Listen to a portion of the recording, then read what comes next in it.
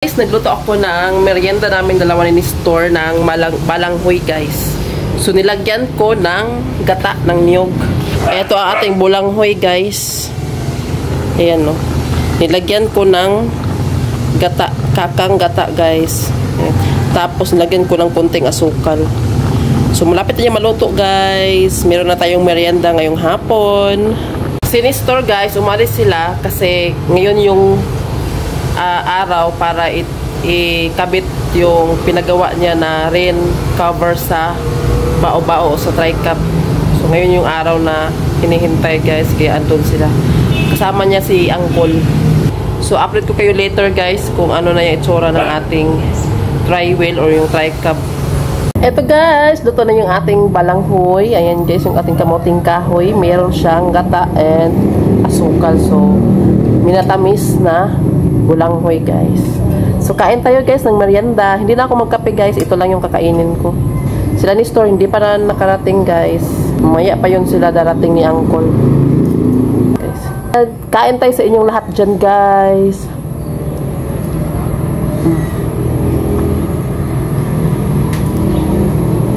Ang sarap.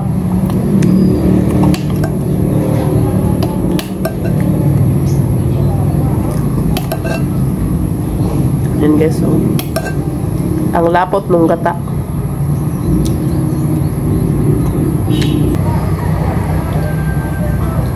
Ito na yung huling balanghoy na ano guys, natira. Ito na yung huli natin luto ng balanghoy. Kasi guys, yung iba kasi nito binigay ko kay mama, sa mama ni Nestor. Para meron din silang maluto.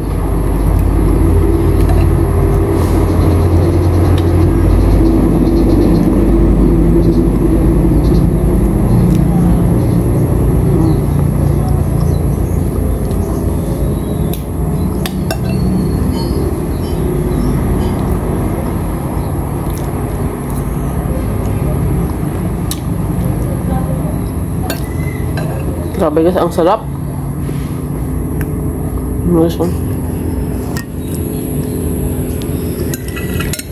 Pakita ko guys ha. Ayan.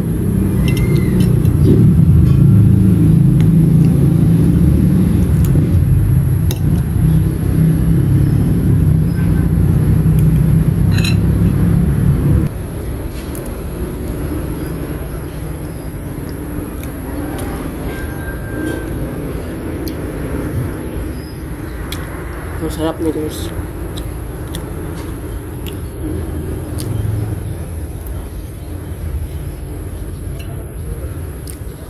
Gabos talaga ang balanghoy guys.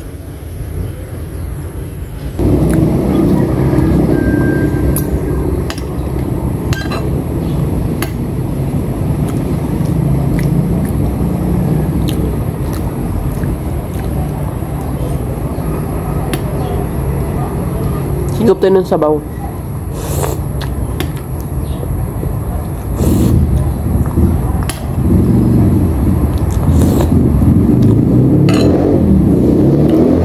Solve yung ating merienda ngayong hapon guys. Ito guys oh.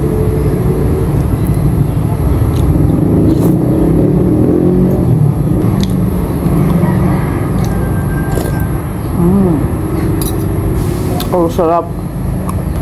Thank you Lord. Mapapa-thank you Lord ka talaga sa sarap.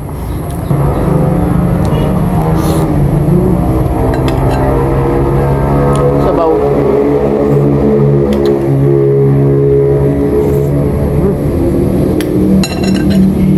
The best.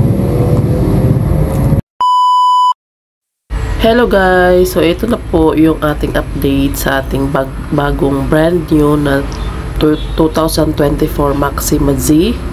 So ayan guys, kinabitan na siya ng side cover para sa protection po sa ulan, kasi kailangan natin ito guys, kasi compulsory po ito sa isang unit na ganito.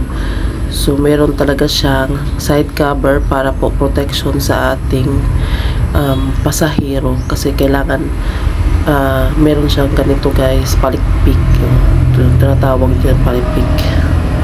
At dahil brand new ang ating nakuha, hindi po kasali ang palikpik sa pag-release. Gagastos po kayo dyan, guys. So kung meron po kayong ganito, alam nyo na po kung ano po yung mga freebies kapag brand new. Hindi po talaga kasali yan.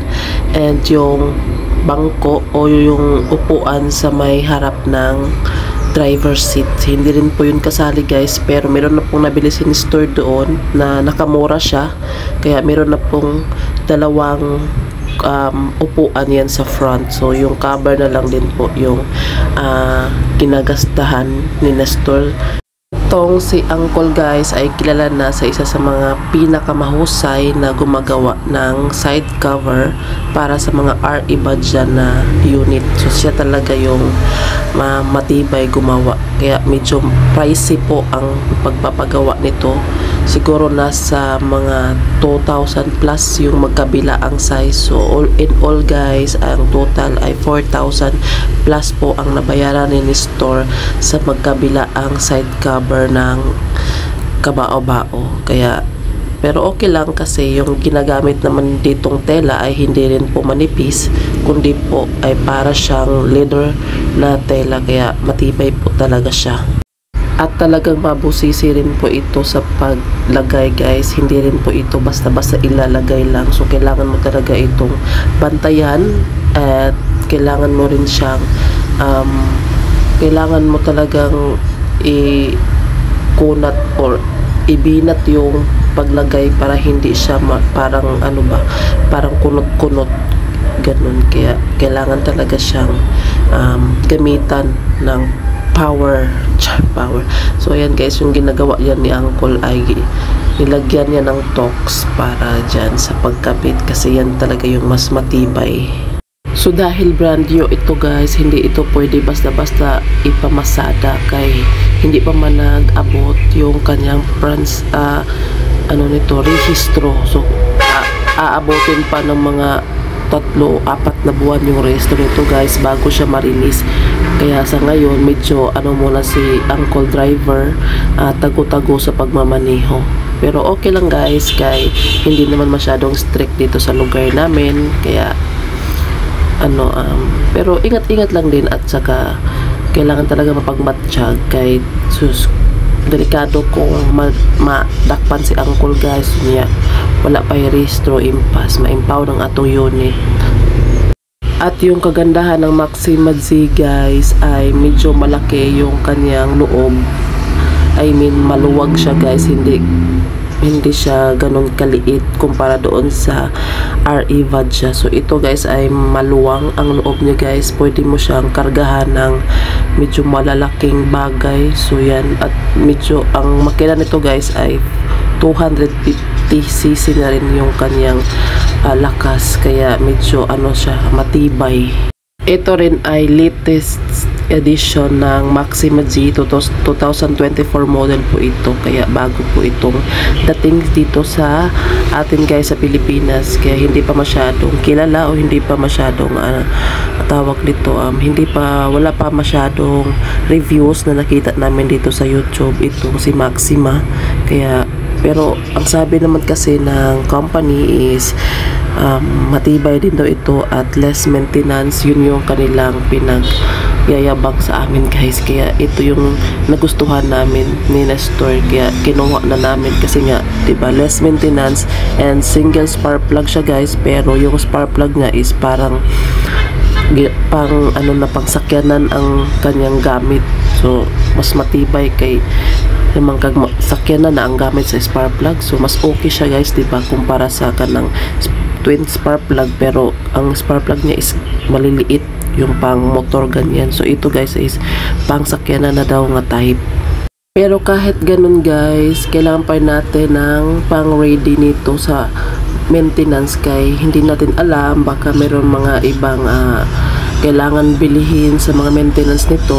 Although brand new ito guys, pero hindi tayo pwedeng makampante. Kailangan talaga meron tayong savings para sa mga maintenance, kay lisod na kung maabot ang panahon nga kanang ipit kay ka nya wala kay natigom nga maintenance, so sao na lang, so diba, so ana lang gid guys, kailangan gid ka very deep, kailangan gid ka naadid kay pang maintenance ani, kay dili nato matagan ang panahon kung unsa ang mga kailangan nato paliton, no. So kailangan lang jud perminti ka ready if ever naa kay unit.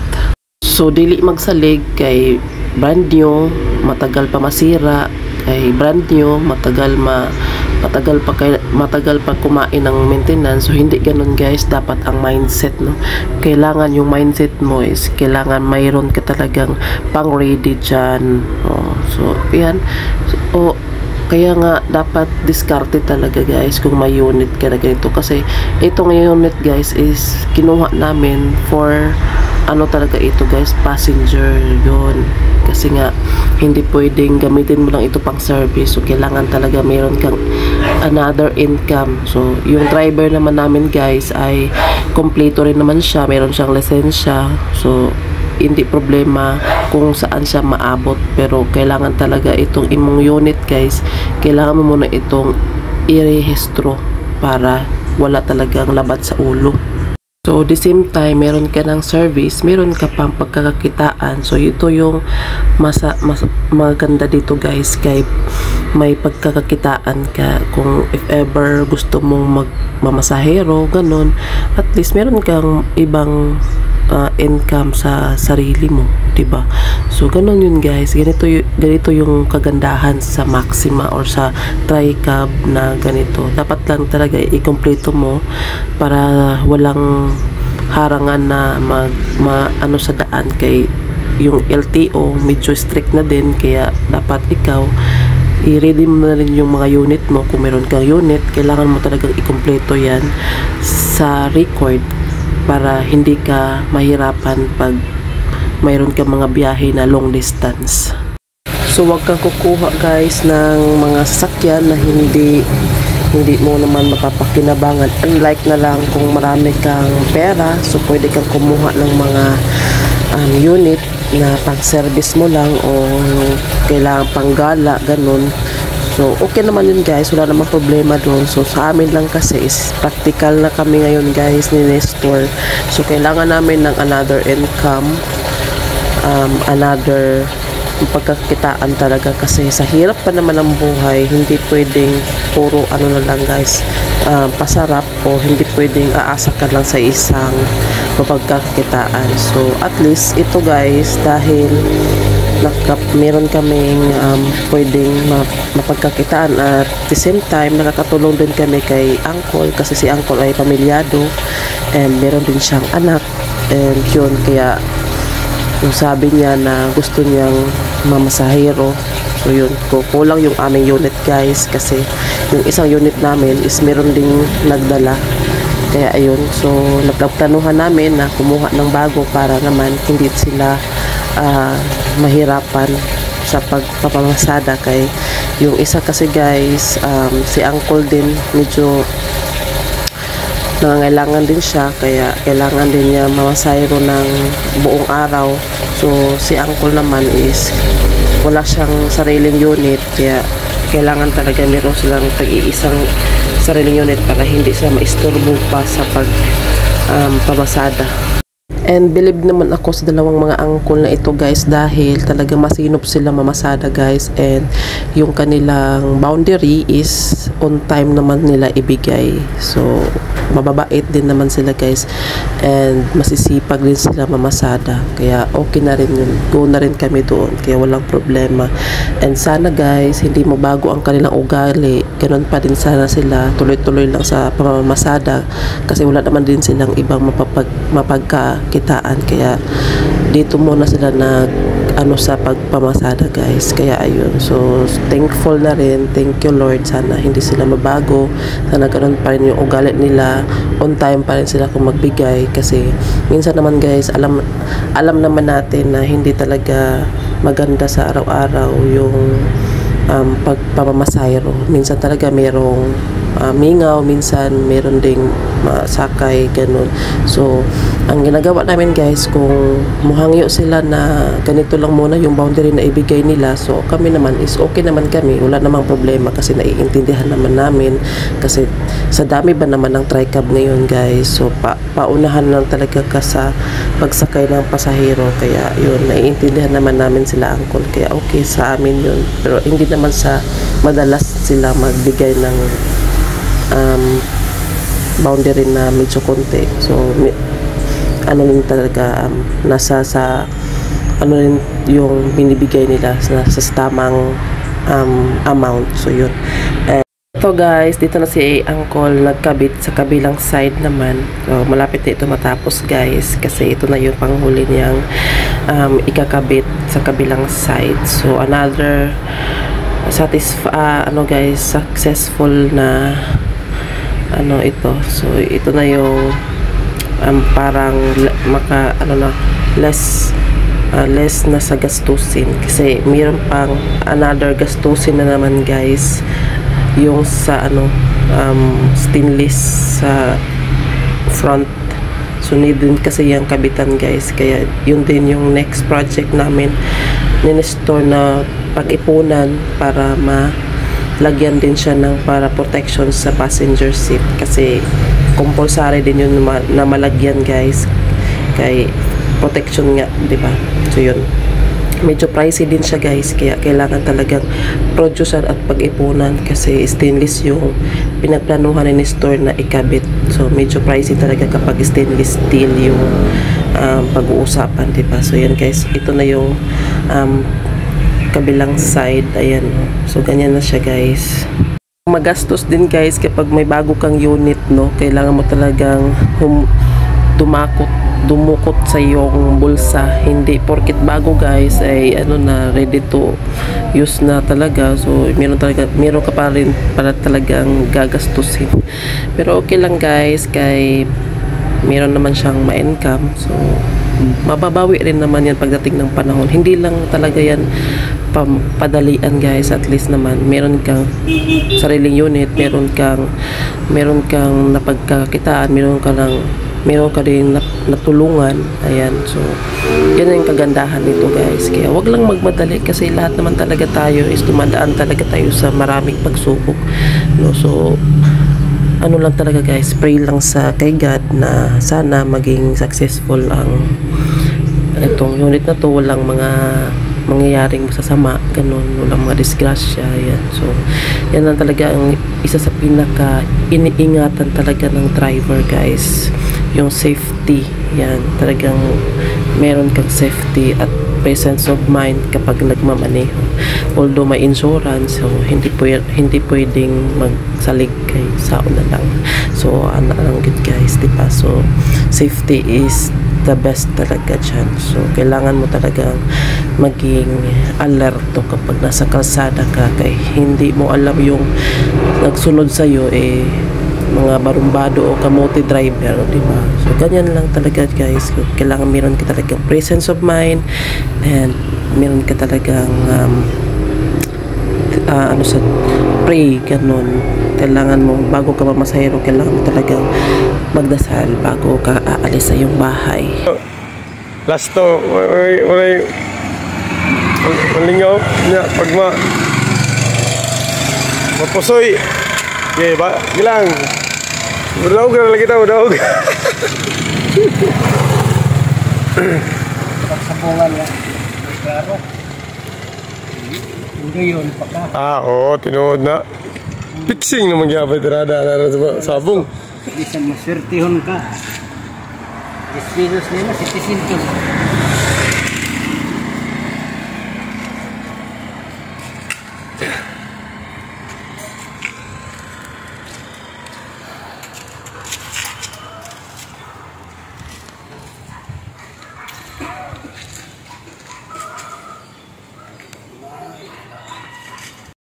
Stainless ka po ko, no? Hangit tong kuhan. Mahal lang ba? Asa may nagabuhat diri ko stainless call? Rakuan, naman na sa ito sa kuhan. May maayogin mo ba trabaho? Daw. May pangudi ka.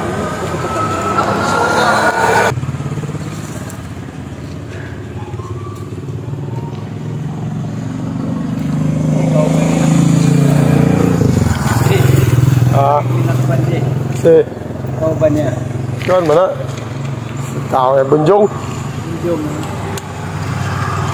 Parang bunda ko. Parang pod.